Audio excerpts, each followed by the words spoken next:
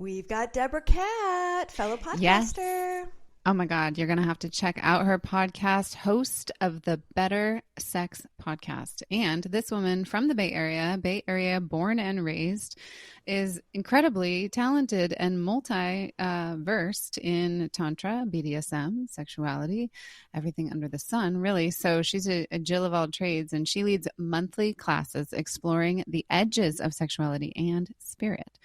She combines her diverse background in Tantra, massage, and BDSM to support men and couples in clearing shame, to have satisfying relationships, and better sex. Hence the name of her podcast, Better Sex Podcast. Yeah. And, you know, she's also one of the facilitators for Tantra Speed Date. Nice. And she also is trained in somatica. She does bondage training as well. I mean, she just really is going to be an amazing interview. Yeah, she's well educated in the sex and intimacy space. So yes, buckle up, because we've got Kat on the line. Welcome to the Sex Reimagined podcast, where sex is shame-free and pleasure-forward. Let's get into the show. All right. We're starting off giggling. So we're Great off to a good start here with our podcast and with our lovely, amazing guest, Deborah Cat. We're so thrilled that you're with us. Welcome, Yes, darling. she is a sexpert extraordinaire. I have known Deb for quite a long time. In fact, a little story about Deb and I. She was at my first weekend Tantra seminar in Santa Cruz. I was living in Oregon at the time, and I was so scared. Like, I had no idea the type of people who showed up to Tantra events. And I had a plan B and a plan C and a plan D if I was uncomfortable. And so I remember walking into this hotel in Santa Cruz. It was near the ocean, and Kat was one of Deborah Cat. Sometimes I call her Deb, sometimes I call her Kat. So you know who I'm referring to and if I use those two names. And she was right there with another friend of ours, Susan. And it was like, oh, I was so relieved to have somebody to anchor myself to, because I was so nervous. So she has been someone who's just been in my field as I've gone through all of these different trainings. And although we haven't always been at the same training at the same time, we've often done the same trainings. So we got a lot in common. All three of us have been through Linda Cesara's energetic responsibility courses and the Source Tantra certification courses to be a teacher. And Deb also has extended training in other places like the BDSM world and bondage. She is a facilitator for the New York Tantra Institute's Tantra Speed Date, which we have lots of friends in common in that realm. Then there's somatica. Yeah. There's so many things. Yeah. You know, I have to say, so I am fresh off of Tantra Speed Date, which I did last night. I have to say, I forget how... I had no idea that bringing people together was such a passion of mine. But being able to support people in feeling into what connection is about and feeling what connection is with the person in front of them is such an incredible gift. And again, it's something that I didn't really realize how powerful it was until I started doing it. And so I'm just really fresh off of this experience where 40 people come into a room and they are nervous and they are excited and they have no idea what's going to happen. And then bringing them into their bodies and into their hearts and into connection and just feeling into what happens, all of the possibility in a room of people who are connecting. I just keep coming back to this place of connection matters more than anything, right? Mm-hmm. It's all of our different stories about who they are or what they are or whatever. When we actually drop in and give ourselves the experience of being in someone's field, of being in someone's presence, it can completely rock. Well, it rocks my world every time I do it. And I know that I've had people who have found their soulmates. I've had people find their business partners, their best friends, their wing people. There's a couple that I know of that came together to create a baby. So it's just this Wow. amazing experience. And again, it was Different from like other speed dates. You know, like what makes Tantra speed date versus like all the regular speed dates that we kind of, when we visualize what a speed date is, you know, you can kind of see yourself sitting at a table and yeah. Well, I think it comes down to the difference between like who and what is on your list and who's in front of you and what does it feel like to be in their presence, right? I mean, I don't know about you, but I have had the experience where it's like somebody has met all of the things on my list, right? The way they look, Right. the But way not a match. exactly. Yeah. But like I get into their presence and it's like they're not a match. It sounds like with Tantra Speed Date, you're leading more from your nervous system rather than check boxes on a list. Absolutely. Absolutely. And you know, so you mentioned Linda's work, and Linda's work has rocked my world. First of all, I have to say I was super resistant. Like it took me 15 years to do her work, right? But Wow. now that I do it, I realize like it informs everything. You know, having my own experience, being grounded and connected to myself before I connect to another being has just completely changed the way that I do things. You know, I really appreciate you reminding me of who I was when I began my Tantra journey, because I walked into Tantra with a lot of trauma around who men were, what the masculine was, and what it wanted from me and the feminine and women. And I had so much, you know, so many stories, so much like, you know, talking about the stories that we walk in through versus being in presence. And I just had this idea of who men were and what they wanted from women. And I had this experience over and over again of allowing myself to be in the presence of men in their hearts, of men grounded, connected to their hearts, connected to their sexuality, and what it was like to be there with somebody who is consciously choosing presence. And it's just so, you know, such a healing experience. And, you know, as I look back to the person that I was, I mean, I send that part of me love and blessings, but I'm so delighted that I can actually stand and accept and be in the presence of the masculine. And I think that that's one of the pieces that changes throughout the Tantra Speed Date. Like people have the experience of being in presence with the divine aspects of what's possible. That's so beautiful. What would you say to women or men who are in the presence of a man who's not in his own sovereignty, not in his own body, not really in his own heart? Like, how, is there a way to sort of, you know, navigate helping them get there? Yeah, well, you know, I truly believe that we regulate each other. And so the more grounded I can be, I'm going to help the person I'm with become more grounded. The more in my heart I am, the more I'm going to invite that person into their heart. Now, you know, one can only do so much on, you know, bringing that in, but then you can actually ask somebody. It's like, hey, do you notice like where your attention is? You know, are you here with me or are you elsewhere?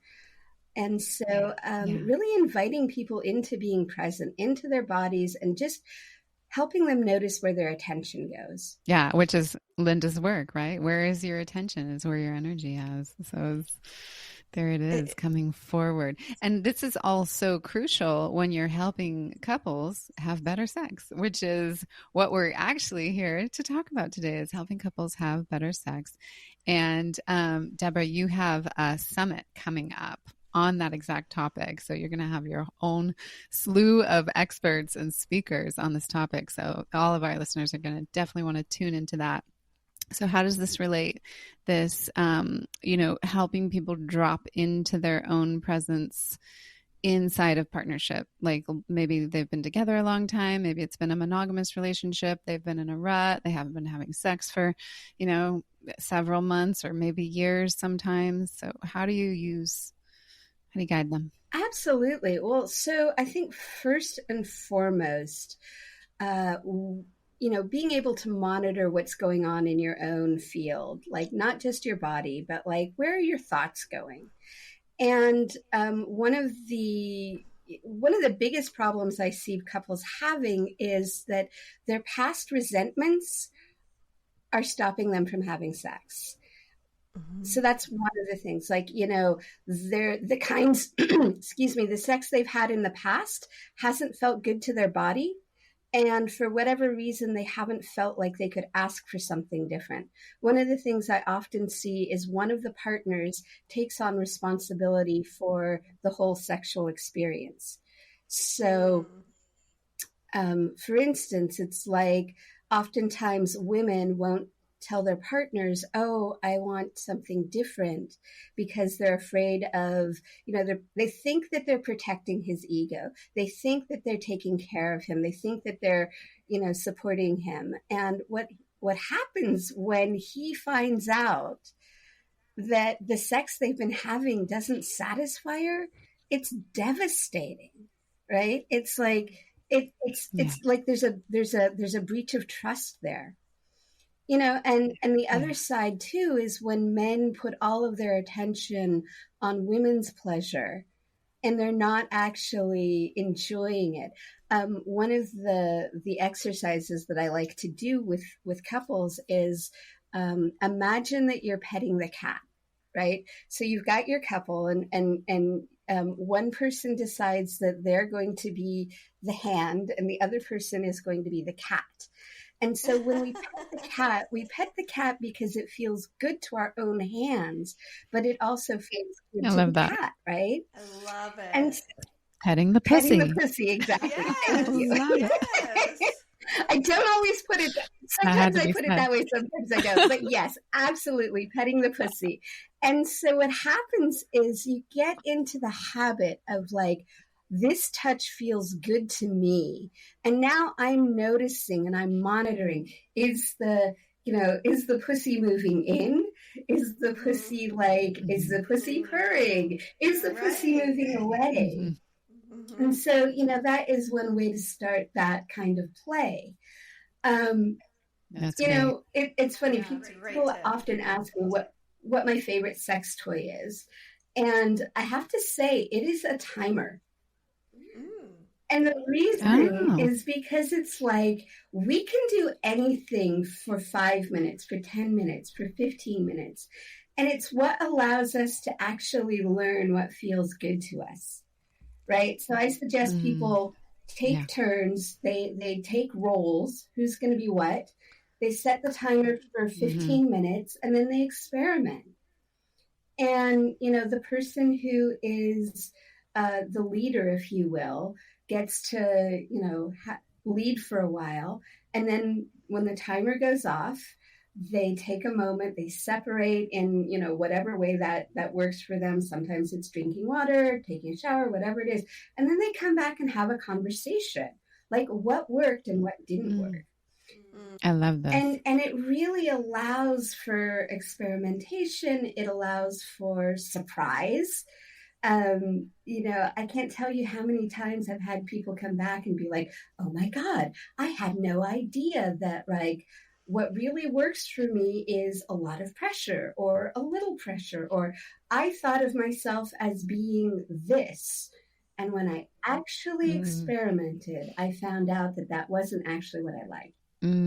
It's really a tantric practice that you're teaching them, because there's the giver, there's the receiver, so there's the petter, and there's the pussycat, and then they get to switch roles, and there's a break in between, and then they get to kind of talk about it and get that feedback from each other, which is really helpful. Yeah, absolutely. I mean, I grew up with this idea. I mean, I read a lot of my sexuality came from Harlequin romances. If you think about it, like the Harlequin romance is, there's the, experienced guy who is usually, what's that? I said a pirate or a vampire a pirate or yeah, but like, you know, a man of ill repute, right? And then there's the young ingenue who's not experienced at all. They have this, you know, love-hate relationship. They can't quite get it together. And then finally they do. It is often an act of, you know, non-consent. Mm-hmm. And what happens is our gentleman of ill repute knows exactly what to do to our heroine and gives her, you know, chills and, you know, feelings, you know, epic feelings that she doesn't understand, right? She has no idea what's happening to her. And it's all about him, right? I feel like a lot of us grow up with that. Like, you know, especially those of us that are conditioned as women, like, we're not necessarily invited to explore our own bodies and to ask for what feels good or what doesn't feel good. And then that puts a lot of pressure on our, like, you know, gentlemen of ill repute because, like, they're expected to know everything. Yes, they're the ones who want it. They really don't. They should know how to do it. And they should do it so good that we want to do it too. Yeah, they should do it the way we like it, even though we don't know the way we like it. Right, so we don't know the way. Figure it all out. It's a lot of pressure on them, really. Mm-hmm. Exactly. When I get couples together and I'm like, you're not responsible for her orgasm. You're not responsible for his orgasm. Orgasm may or may not even be, you know, the point here. Like, you know, I watch their eyes just go pop. But it is so fundamental to, like, really understand your own pleasure. And yet it's not something that we, you know, that we put a lot of time and energy into. We'll be back after a quick break. Awaken Arousal Oil is my new best friend. Like Laura says, holy forking shirt balls, did it deliver on its promise. I could feel the blood flow and warmth, and that was the easiest I've ever achieved multiple orgasms. This is all natural botanical oils. It is made with CBD because CBD helps relax muscles and it eases tension. This stuff smells so good and it mixes with your pheromones like mwah, so good. Get yourself some. Link is in the show notes. Right. We're not given the permissive invitation to go, you know, this, to have the best sex life you can imagine, you have to find your own way. You have to discover your own map. And that means you have to be intimate with yourself. And that means you have to be, like, courageous to really allow yourself to explore, what does turn on mean to you? How do you feel it in your body? Where do you feel it in your body? What needs to happen in order for you to have access to it? You know, and, like, given permission to be a sexual being. I think we have all these ideas socially, even like how we treat mothers. Is if, like, mothers, once you become a mother, you become sexless again. You know, we virginalize the mother and we get, ew, gross, when we have the thought that our mother would have sex. And I think that that's, like, another place where we have this really strange cultural habit of desexualizing the feminine, as if that is what adds to the sexual appeal to the feminine. And so I feel like these are really kind of complex, foundational things that are in our psyches that we have to unwind in order to feel like we have full permission to really claim that we get to be passionately sexual, alive. I think especially for the feminine, I think we are much more permissive of the masculine if we were going to take a look at, like, the normative gender roles. Absolutely. Absolutely. I mean, there's so many, you know, you think about, like, our languaging, right? Mm-hmm. A sexually explorative woman is, you know, considered to be a slut. And that is not necessarily a good thing in our world. And a sexually explorative guy is a stud. And I mean, I think that our language has so much to tell us around where we are and how we hold things in this culture. Yeah, so speaking about that, like as you encounter couples or even just individuals in your work, right? People are walking in from different doors and with different desires, I'm imagining. And so like whether they're looking for healing or they're looking to fetishize something, in the BDSM world, we've got like sensation and impact play, and then we also have like the psychological stuff. Where do you see these themes, right? These conditioned themes about who we are as sexual beings. Can you give us, I don't know, like a case study of someone who like comes in the door and they're grappling with this thing that culture sort of imprinted on them, and then what they end up discovering through one of the various mediums you've studied that you apply in your private practice? I've had a few couples recently where the women are more experienced than the men are. And what happens is, at least with these couples, is that the men aren't so familiar with, they don't have a relationship with their cocks. So they don't have a relationship with their own pleasure, and they don't have a whole lot of orgasmic choice, right? And their partners compare them to their other partners. Right. And so, there's this loop of expectation from her about how his cock is supposed to work. He is like not really familiar because, he was a late bloomer. He just hasn't had a whole lot of experience. When it isn't your standard, people come together, there's escalation and there's climax. There's this whole thing around this is not a successful sexual experience. And so, this is one of the beauties where Tantra really is helpful. Taking ejaculation, not off the table per se, but like giving it less importance, bringing in the connection piece. Like, this is another thing that we don't really talk about much around sex is like, it's really simple, or it's really easy, but it's not simple. And the reason that is because we've put all these things on top of it, right? So there's the physical act of two people coming together and whatever happens there. But then for many of us, it's a place of confidence. It's a place of approval. It's a place of connection. It's a place of emotional rest. And so when you have all these expectations on top of it, when you come to your partner and you're like, hey, baby, and they're not quite ready for whatever reason, we can take that very personally, and that can then become a bit devastating. And so that's one of the things I see with couples is for whatever reason, when they've approached each other, there hasn't been, completion, if you will, or there hasn't been acceptance, if you will. And so the experience hasn't gone anywhere. And because it doesn't look like the way they think it should, they stop asking. Mm-hmm. Right.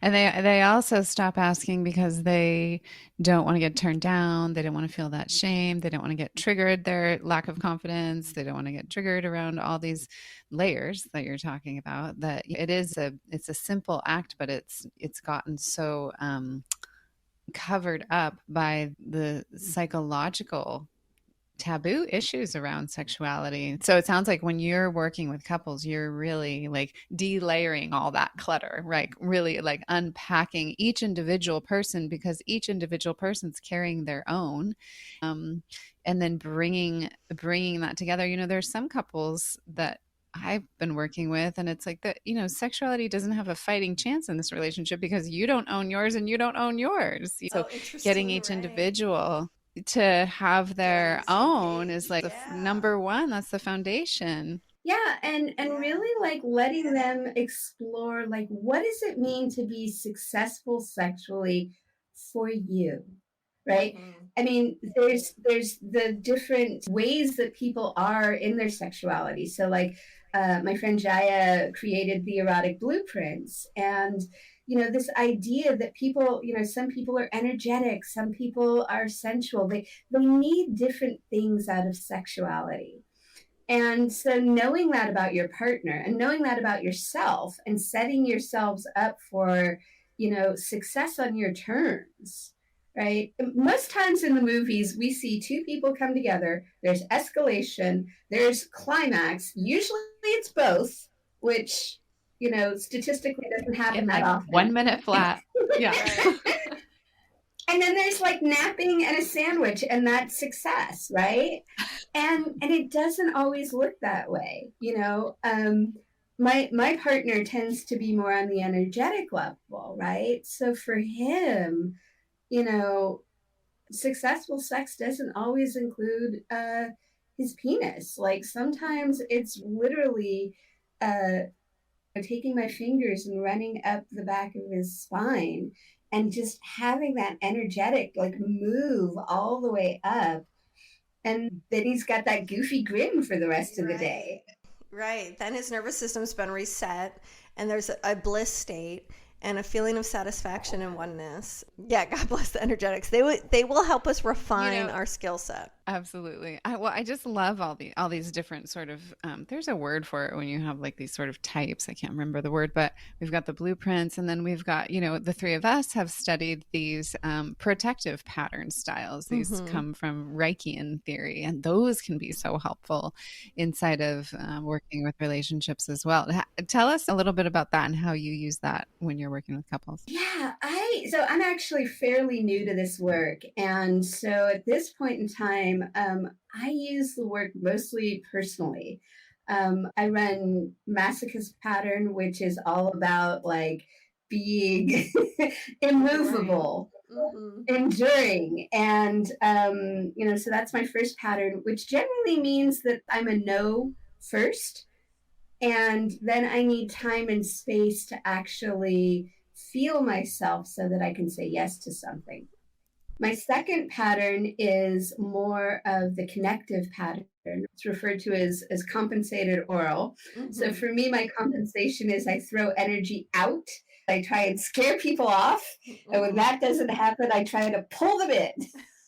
And when that doesn't happen, I end up on the push pull. Exactly. And when that doesn't happen, I end up as a puddle on the floor. But how I use it with couples is, I'll say something like, wow, I noticed that, when we're talking about this, you seem to have some rules about what needs to happen.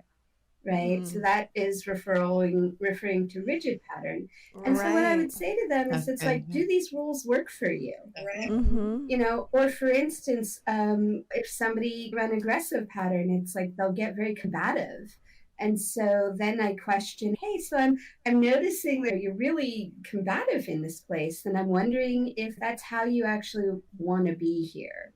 I'm noticing defensiveness. What's going on? What are you really feeling right now? I love using the idea of noticing where our attention goes and what our intention is in the moment. So for instance, I'll notice that if I get triggered, underneath that trigger, there is something that I want, right? And so usually the trigger is I'm not getting it the way I want it. So for instance, if I'm not getting his attention, what I notice is I'll start pushing at him. I'll push that energy out and I'll try to like get his attention. And so if I can step back a little bit, my intention, what I actually want in that moment is connection. And so my partner and I have been together for 22 years. So at this point in time, he knows me well enough to see my pattern. Right. He'll see that I'm starting to like, grasp at him, if you will. And at that point, he's like, assuming he's not in pattern, assuming he's got some ground, assuming that he's got some of his own capacity at that moment, he'll pull me in for a hug, whisper something in my ear, any of those things that are soothing to my system. Yeah. Because as I was saying earlier, co-regulation or connection is part of how we work as humans. And understanding not only our own patterns, but being able to watch our partner's patterns and, not take responsibility for getting them out of pattern, but like being able to reflect back to them, you know, um, you might want to take a moment. So my partner and I, when we start getting heated, the first person who notices it is like, I'm going to step away to the bathroom. Okay. And that's not the language we would use any other time. We just go do our thing, but like it's a signal. I need to step away. I'm not leaving you. I'm not abandoning you. I'm going to take care of myself so I can come back better. Yeah, that's great. That sacred pause. When my husband wants my attention, he probably does a bid for attention that I miss, not even aware that he was wanting to connect. It's only until he starts doing negative things that annoy me that I realize, oh, I've been missing some cues. Because negative attention's better than no attention. And that's sort of like that push out, right? So as soon as I notice, oh, he's like doing that volume thing with the television just to like completely annoy me, I have a choice. I can either choose to be reactive, which I usually do. That's usually my first choice. I'll be a little reactive. And when he keeps doing it, I realize, oh, I haven't given him enough attention. He's missing me. And so like I've probably missed a number of cues. And so what would it be like if instead of continuing to be irritated, I just went and like grabbed him and kissed him all over the face and go, you need attention, don't you? I'll just, gobble up his neck or sit on his lap or wiggle my fanny in front of his face. I'll do something that goes, I'm with you. Like I feel you now. And scusi for missing some of those earlier cues. I actually know that even though you're trying to aggravate me, it's not from this bad place. It's actually from a really beautiful place of missing me. So now you have my undivided attention, and I have to pull myself up to the present moment and go, give him some undivided attention, not your scattered attention, which tends to be my MO. I'm going to actually look him in the eyes and be there with all of me, even if it's only for a few minutes, because usually that's all he needs is a few minutes. But don't ignore these bits for connection, and it's a really good reset for me, and I'm really thankful that I've slowed down enough to notice the habits and the cues so I can respond differently. And that doesn't mean I get it perfect every time, but I'm starting to see the pattern, and I think it's a good example, as you were saying, Deborah, to start to pay attention to your partner's patterns and habits. Learn them. Be curious about them. What makes them tick? What turns them on? What frustrates them? And then respond accordingly. Start to think of like strategies that will work so that more harmony is possible. Yes, I love that. I am curious about how couples find their way into like more adventure in their sex life. Maybe they've dabbled in Tantra. Maybe they're starting to look at BDSM. Maybe they're just like bored and they're stuck in a rut. Like once you've kind of got them maybe feeling safe and connected, how do you help expand where they can be creative? Like things that might be outside of the box. Yeah. So couples come in because their sex isn't working. And so, there's a couple things we start with. We start with safety. Are you feeling safe? So I always thought this was more about women, but actually men have the same fear where they don't want to start something that they can't finish, right? So they don't want to flirt with each other if they don't feel like they can have the whole sexual experience. We talk about some of these things. We come up with some strategies around that, helping them to understand their own process as well as their partner's process. And then we start looking at like, where do you have some fantasy or some turn on? We start kind of looking in the closet in the taboo spots. So power exchange, which is, playing with power and power dynamics. I personally think that we live in a world full of power dynamic. I mean, if you look at something like the boss worker, the teacher student, right. I don't know why this came up, but the realtor and the buyer, like there's all sorts of power dynamics across the board. And so basically making those explicit right? I'm sorry. I have to just interrupt you for 1 minute because I love that you just said the realtor and the buyer. Like, that just opened up a new hot sexual movie for me, and I want to thank you for that. I'm Role taking playing. that Here we go. to somewhere yummy in my mind. I had to like highlight, ding, ding, ding, the realtor and the buyer all day long. So there's all of these different places where we have power dynamic. And the thing is, it's so shamed, right? Like, it's so shamed. And, for women, there's a lot of shame around like being submissive. For men, there's a lot of shame around taking power. For women, there's a lot of shame around taking power. For men, there's even more shame around being submissive. And so, first of all, I want to normalize that and change it up a little bit. Like, in my experience, domination is really beautiful leadership, right? So I love that. Yeah. I started exploring in my own life, way back in the day. Most of my sexuality started at the Renaissance Fair. Oh, And really? so, Oh, really? Tell us more about that. sure. Yeah, So, Yes, how intriguing. fun. like in my teen years, I, worked at the Renaissance Fair. And for those of you who haven't been, the Renaissance Fair is a recreation of Elizabethan England. And so there's a lot of women with like incredible corsets and lots of bust. And there's, a lot of men in very, beautiful costumes. And there is an inherent and very clear power dynamic. There is the upper class and the not upper class. And so, Oh. so my early boyfriends and girlfriend, for that matter, came from the Renaissance Fair. And so here we were in costume, we were playing with props, and we were playing with power dynamic during the day. And this all sort of translated into our play at night. Fun. And it wasn't until I really stopped dating guys from the Renaissance Fair, people from the Renaissance Fair, that and I was like, I remember my first college boyfriend where I was like, what do you mean you don't want to be my lord and master? Like, what do you mean you don't want to play with, like, Haven't you been to the Renaissance? right? Fair? Yeah, I know. Like, I'm a wench. Come on, treat You me are like one. missing the boat. Yeah. Or what do you mean you don't want to be my stable boy? It was like so normal in my sex life that I was kind of shocked when people didn't want to do it.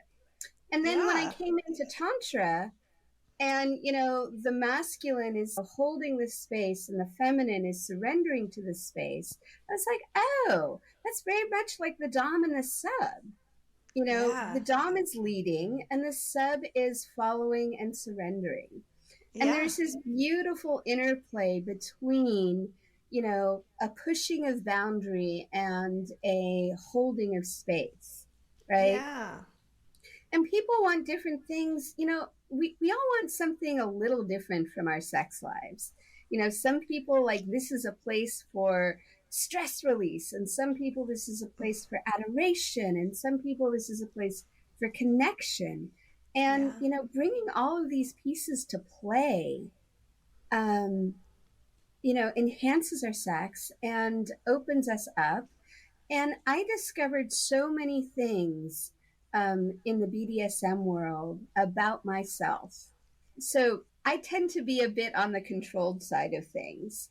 And let me back up just a second. So BDSM is basically 3 different concepts. And one of them is about like using sensation, right? Sensation to the body.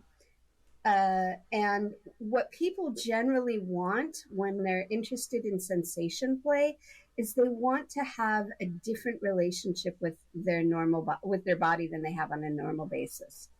People who like restraint tend to want surrender, right? They tend to want to like have nowhere to go but surrender.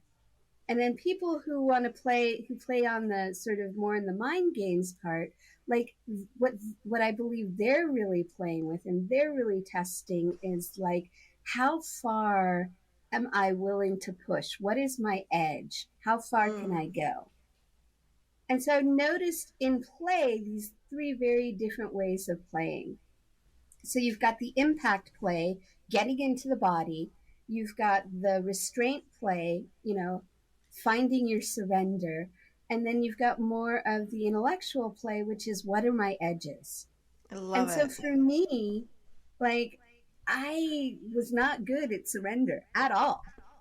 And, I always thought, well, if I let somebody tie me up, they're going to poke me and they're going to prod me and it's going to be terrible. And, my partner and I had this conversation and he was like, I'm going to be right there. I'm not going to let anything happen to you. I'm going to take good care of you. And I was like, oh, well, okay then. And so I let him. In that case, tie me up, I baby. let him tie me up. And it was really fascinating because I had this very internal process, right? So we made an agreement, like, I'm going to try this out for a while. And, we had safe words or communication words to let him know that, like, I really wanted things to stop and it wasn't just part of the play. And so I had this whole process where I literally went through this emotional roller coaster of I'm okay, I'm not okay, I'm angry, I'm fighting, I'm, exhausted. Like I wanted the experience to go all the way through.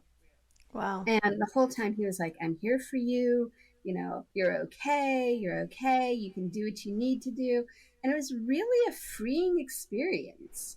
So it's like, I really got the understanding that we can be free in a box. Like we can be free. Our freedom is not based on the outside world. Our freedom is an inside job. I love that. It's so well illustrated. Yeah, it's amazing. What did that do then? Like that internal shift inside of you, how did that move into all other sectors of your life, your business, your health, your family, your home, all the other sectors? Well, I just, so I realized, I just really realized that my experience was where I put my intention and my attention. Like I keep coming back to that because it was like, oh, things are not going exactly the way I would prefer them to go. Where am I going to put my intention? Am I going to put it on solving the problem or I'm going to put it on like, not just freaking out on the experience? And I'll give you an example. So I did Tantra speed date last night and there's certain supplies that you need. So 10 minutes before we're supposed to start, I realized I don't have a very important supply. And so I'm like, okay, I can either just go ahead and find what I need or be creative. And so I just didn't have the time to freak out, right? I didn't have the time to put my energy there. I put the attention on solving the problem, right? And I also put the attention on knowing that whether I had it or not, I could figure it out. And so there's something about like having more control over my own experience that I really feel like I got from playing in the kink world and playing in the BDSM world and just realizing that I can put my attention where I want it to go. Now, learning how to hone one's attention is a whole nother story. Right. Like, and that I would say is, something I really got from Linda's work is it's like, where's my attention going? Where's my attention going? Yeah. Just backing up for a second and tapping into what you described in terms of your discomfort with surrender and the unknown. Our minds can take us when we don't know what's going to happen. Our minds can lean into the worst case scenario, like I'm going to be poked. I'm going to be tickled. Someone's going to do something to me that I don't want. And they won't listen when I tell them I don't want that. Like I really relate to that. And what I felt into in your experience was how wonderful this type of opportunity can be for people who need to reclaim trust again. When we are going through years of partnership together, we have all sorts of little things that happen that have an accumulative effect that build up stores of resentment And those stores of resentment are usually connected to, I don't really trust you anymore. I may love you a whole bunch. My love may be deep, but that doesn't mean my trust is deep. And the door to trust opens on our side. So when we have like cooperation and we know where the boundaries are, then we know how big our playground is. And I think you said something so powerful about freedom, that you can find freedom even in a box. And we don't conceptualize that very well. But what you described, I really like had the felt sense of going, that's right. When you know the rules of engagement and you both take risks and you practice attunement, you can feel what your partner is sensing and feeling, then you can like be there with such safety and such support and such holding, while also helping them find an edge, finding their discomfort and realizing that they can do something that's hard. And when they do, they find liberation, they find freedom.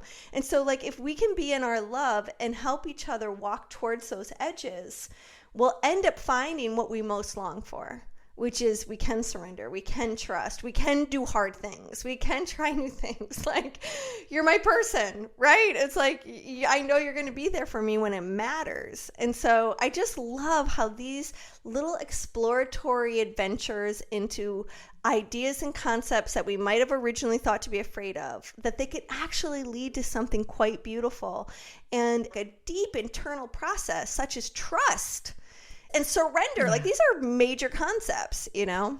It inspires and me. So, oh God, so inspiring and so crucial for good intimacy. Like, trust is one of the primary pillars to intimacy. You need right, trust and good and you need sex presence in order to be vulnerable, to have the kind of sex that we're talking about here. That kind of, like, it blows your mind because you've never had it before. Like, you go beyond what you think you're capable of, and that's the expansion. That is kind of the definition of Tantra, is to expand who you conceptualize yourself to be. I love that. And what a great, thank you for that reflection. I think sometimes when we're really close to a situation, we don't actually see the bigger picture. I really appreciate that reflection, and hearing you say that, it's like, oh yeah, that. Mm-hmm. Yeah, so yummy. And I think, what you were saying about where you're putting your attention, right? Because I think we're hardwired to see a problem, and then we go into the stress of the problem and how we feel about the problem and the doom of the problem. And like, now we're revving up and we're revving up. But when you know how to redirect and go, let's put our attention towards the solution versus how the problem is making us feel. Absolutely. And the trust of knowing that it's going to work out, right? It may not look like what I expect it to look like. 9 times out of 10, it's going to look way better, and it's going to be better. And again, a huge thing I've learned in leadership is surrender, right? Like, being able to follow the connection, like, where is the connection leading? Because I always have this idea of what I think it's going to look like. And there's a certain point where something shows up. It's usually another human, and that other human has a whole other idea of what's going to happen and what they want it to look like. And I've got a choice. I can either fight against that for my own, for my side, if you will, or I can look for that collaboration. And within that collaboration, if I'm in the dom position or the leadership position, I can nudge it, or I can hold it and direct it in a certain way. I wanted to kind of share an experience and see how this compares to your experiences. So I watched my first scene recently of an impact scene between two people, and you have the submissive and the dom, and they fill out this sheet, and it's all these like, this is what I'm up for, this is what I'm not up for, this is the intensity that I'm up for, And the reason why I was invited to be a witness to it is because the things that this person is capable of in terms of intensity when it comes to impact makes me nervous. I was noticing discomfort around the exposure of that to my nervous system. And the breakthrough and the aha that I got to receive was watching the bliss on the person's face. The sub's face was so light. It was like they were floating in the clouds, and it was like the most blissed outlook on their face that I couldn't be afraid. Not only that, but I got to see the reality of, oh, it's just 20% intensity and 80% soothing and comforting and integrating and like consolidating. And because we have ideas in our head about what we think something is, but until you get to have the reality of going, well, actually, the picture in your head is not the reality. Like, I had a nervous system upgrade by being in a really sweet, trusting environment with really caring, loving people, taking that person to an edge. And then like this combination of like intense sensation with total comfort, relaxation in between. My mind had no idea that's what it was going to look like. I had made up all sorts of other stories. So does my experience relate to the experiences you've either co-created or have experienced yourself, especially in sort of the BDSM world? Absolutely. I mean, I think kink or BDSM. I use those terms interchangeably, but I believe that the healing that is possible in that realm is just incredibly underestimated. Totally. So for you, you got healing, you got the experience as a witness, right? And I think that, witnessing and being witnessed are huge, huge things, especially since so much of sex is behind closed doors, that we don't actually learn in ways that we could, like getting to see people enjoying things that we hadn't thought of or hadn't thought of as enjoyable. Now, for instance, with impact, as I said before, I believe that impact is getting into the body. So what I've noticed is people who really like impact, especially heavy impact, they're folks that for whatever reason, they have a hard time getting into their body. And so, for instance, my degree is in legal studies, and I was on my way to law school and I took another turn. But I was in this very heady, very intellectual experience where it's like I was working very hard. I'm thinking, really up in my head and not in my body. And so during that time of my life and my relationship, the kinds of play that I wanted, the kinds of play that felt good to my system, there's a lot of intensity. It was a lot about being in my body. I want to just, if I can pause you for a moment and just maybe unpack this word impact and just maybe explain that a little bit more to our audience, like what you mean by impact. It's not so much about hitting somebody, right? Thank you for asking. So impact is where two things come together, right? So it could be a hand and a tush. It could be a flogger or something that is like some sort of, or a bite. Exactly. Impact tends to have this idea of, going one way. So like the hand to the tush, but the reality is that hand is getting information. Both of those, there's impact on both sides, right? So does that make sense? Yeah. Great explanation. And, you think about it, it's like we have impact on each other, whether it's with our words, whether it's with our physicality, whether it's, the way that gaze. Our gaze, exactly. We're always impacting each other. And almost more importantly is being impacted, right? So it's like, a good leader, a good dom, a solid masculine, in my opinion, is someone who not only impacts others, but is aware of how they are impacting and is impacted in exchange, right? Now, if you think about it, a good leader a good dom is going to notice. It's like, oh, if I do this to my sub, to my, to the person I'm playing with, are they going to come back and play with me again? Mm-hmm. Right? Like, one of the things that I talk about when I, work with people around their dominance in particular is like, what is your objective here? If your objective is not on some level to create a situation where your person is just like so ready to come back for more, you might want to rethink this, right? Right. Yeah, it's like you want to absolutely. leave them wanting more. And what this Dom was explaining to me was this whole idea of like pouring back into the Dom. That there's a place often at the end of a scene where the sub often wants to pour something back into the Dom, having received so much from the Dom.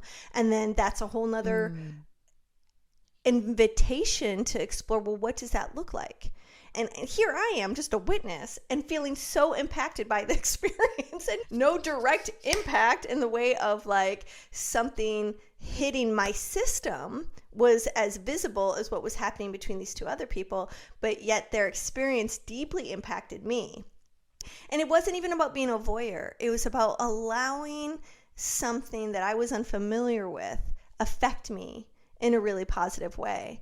And I think there's so much we don't understand about this world, and that there really is, like you mentioned, Kat, like an opportunity for some really deep healing, and for us to come away from our judgments and discover more curiosity. I have a friend who had a lot of sexual trauma in their experience, and what that sexual trauma looked like was not having any control, not being able to say yes or no to what was happening to them. And so they used conscious BDSM, conscious kink, to have the experience of, being able to communicate no in a way that could be heard, right? So they had more control in a situation that looked like it was out of control. And so they had the experience to reset their nervous system, essentially. Right. As you were saying earlier, they started to replay some of the situations. And when it got to a point where they were like, okay, I need to change this up, they were given that power. They took their power back in that situation that had in the past been traumatizing. Yeah. And it's definitely a don't try this one at home situation. Right. Yeah. But need some guidance for this kind of stuff. Absolutely. But I just want to say that, this is a place where there is potential for healing. This is a place where so much. There is potential for rewriting our stories, whether it's being in a place where we would like more power, or being in a place where we're willing to give up our power. I was just going to say, it's really an opportunity to bring what's not conscious to the forefront, and to shed light on the shadows that are in the background, making choices for you on a subconscious level. I mean, that's the definition of subconscious. You're not conscious of it, So it seems like this is a real place, a safe place. Like, I would say for any of our listeners who are intrigued at all, or who are like, wow, I never thought about it this way, and I'm starting to open my mind up to it. Just continue to open your mind to it, because I think it's one of probably the most powerful healing modalities maybe out there. I think it's certainly the most underrated, because I think the general assumption from a really judgmental place is that the people who are DOMs are on some level either re-traumatizing or capitalizing on the victimness of a submissive. It's like, oh, these poor submissives, they have no backbone. They're wounded, weak individuals who are allowing themselves to be manipulated by these sadistic DOMs. So there's a really warped misunderstanding, I think, that comes from a fear-based generalization about that whole world that really needs to be re-examined, and there's so many amazing people doing that work, and it explains these really complex part of our psyches that are worthy of understanding. And so I just really applaud you, Kat, for being at the forefront of that, for taking yourself to those edges, for being able to explain the work so beautifully like you did today. Yeah, thanks for like inviting us into that world and our audience into that world. Yeah, so lovely. My pleasure. And thank you so much for the opportunity. As you said, it's a place that's very misunderstood.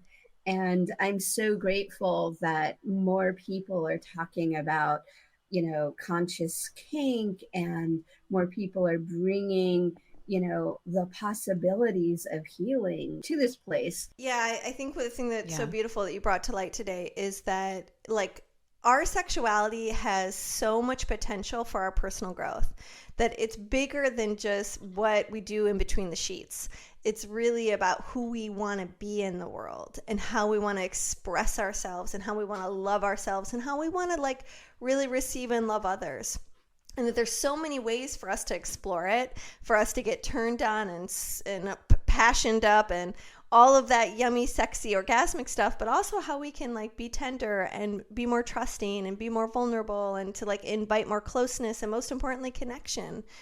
And how key like the art of connection is in creating a satisfying, healthy, happy life. And that like intersects in so many other areas of our life. How important it is as a role as a leader. I love that you brought in this leadership component, and so that we can start to identify even this more dominant role as really like healthy leader. I love all the places that it intersects. Oh, I so appreciate this conversation and your willingness to go in all of these different dimensions and different aspects. One of the things I really got from Tantra was this idea of, the second chakra, where our sexuality lives, is all about creation, right? It's all about the ability to create in our lifetimes, in our lives. And to create life, should we choose to use it that way. But just as you said, sexuality, when we put it in this little box of like the thing that we do between the sheets, it just underestimates and doesn't allow us a full range of possibilities. So we know that in February, you are doing this epic free event and interviewing all these amazing experts for your summit. I'm also wondering how people can work with you directly. How can they either work with you privately or attend some of your events? What's the best way to find you? Absolutely. So the best place to go is deborahcat.com. And there you'll find information about my events, about my podcast, about about my thoughts, both in and out of the sheets. It's really the place to learn more about me and what I'm up to. I really feel so fortunate to be able to work with people in this realm. And I'm so freaking excited about the summit. And Better Sex for Couples Summit, right? Is that the that's title of it? Better Sex for Couples. Yeah, Summit. we'll have all these links in the show can't notes. wait. So don't forget to check out the show notes. So it'll be so easy to sign up for the summit that's coming up. That's totally free. And also to get a hold of Kat via her website. And Kat, what's your favorite social channel these days? Where are you hanging out on social media? Oh, social media. I'm working the social media. I think probably the best place is to find me is on Facebook. I have a page, but honestly, the best place to find me is at Deborah Tantra Cat on Facebook. It's my personal page. It's a mixture of what I'm up to in the world, what is going on in the back of my head, and pictures of my cats. Great. Pet that pussy. I love it. You have a pretty good Instagram page too. I like your Instagram. Oh, thank you. Yes, I am so excited. I have to say, I'm starting to allow myself to be supported. Talk about going into that submissive place of surrendering. And it's amazing, breaking down that idea that we have to do things ourselves. Yeah, we're not meant to do these things alone. We're meant to do it in tribe. So thanks for being a part of our tribe, Kat. All three of us have lived in Santa Cruz. Some of us at different times, some of us at the same time. And so it's nice to know that we come from a familiar place, and loved having you on the podcast. Can't wait to have you back. Thank you so incredibly much for your time, your energy, and what a great space you ladies create. Thank you again. You bet. Love, love, love, everybody. Now, our favorite part, the dish.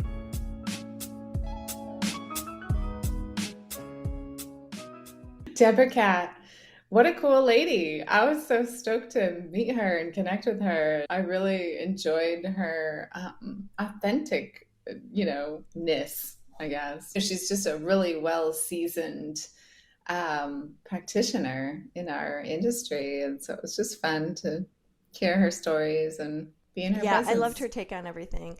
I really appreciated the language she was using around like the Dom position and its connection to leadership. I really got a lot out of like the whole world of kink and kind of reframing it. I'm enjoying the process of finding ways to sort of normalize this part of sexual expression and relating it to many facets having to do with who we are as human beings in multiple places in our life. Yeah, absolutely. And yeah, really being in that submissive or that leader role plays such an important role in so many other aspects of our life. So when we get the opportunity to experience what receptivity is, the way I always use the term, more than submissive, is when you're really in that role of like, this is my job. All I have to do right now is just receive this sensation, this attention. It really puts you right into the present moment. And then you go into, work mode and getting the paperwork done or getting the kids off to school or whatever. You go into some other mode in life and a different capacity is available for you. Like you have more availability to receive the experience you're having, whatever it is. I mean, full transparency, I am like a brand new baby to anything having to do with the world of kink. Like it's a totally new territory for me. So I'm kind of in my sex geek world at this stage in Leah's reality of what I'm researching and what I'm trying to understand and what I'm looking at in terms of embodying. So for some of you that are more seasoned people in that world of sexual play, I'm not coming from a place of any expertise here. I'm just coming from a place of wanting to be a student and be filled with curiosity. So I know that there's so much range to what our kink can be, but just setting aside like the tools and the games and the fantasies and the role plays and all that sort of impact play, like all the languaging having to do with the practices and the actual form that it takes on when it comes to kink. There's something really interesting around my limited experience I've had by watching someone's experience play out on their face. Yeah, you talked about that in the interview. I'd still just, it sits with me right now. It was such an expression of peace. I was not what I was expecting. But if I think about sort of like what makes a good leader, what makes a good boss, what makes a good dom, right? It's this, in my limited experience, it was like watching another person in that role challenge you, but also soothe you. So it's like you're going to challenge, you're going to do hard things, you're going to try things you might be a little afraid of, but in the in-between of those challenges is a feeling of belonging, is a feeling of support, is a feeling of we're in this together and you're not alone. And I think that those are a lot of qualities that like a good leader or a boss also demonstrates. They challenge you, but they also are a feeling of belonging, of support, of we're in this together. And so I'm still really like marinating about that concept and how that can play and weave into lots of places in our life. And I just never thought of the concept of like leadership or even a boss in sex in that way, so it's really kind of fun to take a look at these constructs. I'm kind of a geek when it comes to looking at metaphors and languaging and seeing how we can apply them in multiple ways. Absolutely. Yeah. And, I feel like Deborah, because of the years of experience that she's had, really, she has, dove into everything from Tantra to BDSM and done Dom work and, just done so many different things along the path. She has this really holistic view on what's possible for individuals when they go through a sub experience or a Dom experience. And I think it's probably so valuable, her clients who come to her with maybe a particular thing going on in their life, like, gosh, I really can't break through this pattern I'm having at work, or I can't break through this pattern I keep experiencing in my own relationship.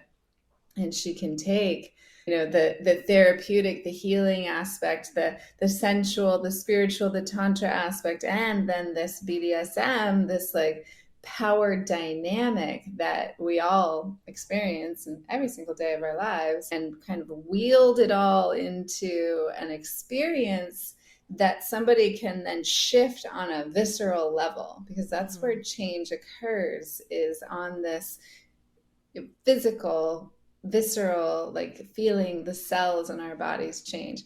We can't change from here. We have to feel it in our bodies, and then having an experience like that and then shifting into your world and carrying that in a way that begins to change the world around you. Something else I thought was really fun and I hadn't known was her whole Renaissance fair experience. Oh my God, that was so cute. The stable boy, the nobility, adorable. The bar wench, and like by day they're playing these characters and by night they're still playing these characters. And I just thought that was fun and sexy and cute. I would have loved to had an experience going to those fairs. I never knew that was a thing. And I just thought I was totally charmed. Enchanté. Yeah, she's a real treat. So y'all go run and listen to Deborah Katz's Better Sex podcast. If you want to listen to my episode, I'm in there somewhere. Oh, and also don't forget to sign up for the summit. Oh my gosh, I can't wait for that. Early 2023. Yep, she's doing a big summit in February. Yep. Better Sex for Couples. Yeah. So if you're in a couples, you're going to want to tune into that. Yeah, and even if you're not a couple, you want to learn how to be a great couple. So when you are in a couple, you know how to do it even better than ever. So, love, love, love. That's right. Thanks for tuning in. If the hosts seem to know what they were talking about, that's because they do. Leah Piper is a tantric sex master coach and a positive psychology facilitator.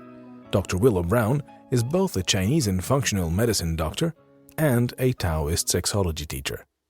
Don't forget, your comments, vibes, and suggestions matter. Let's realize this new world together.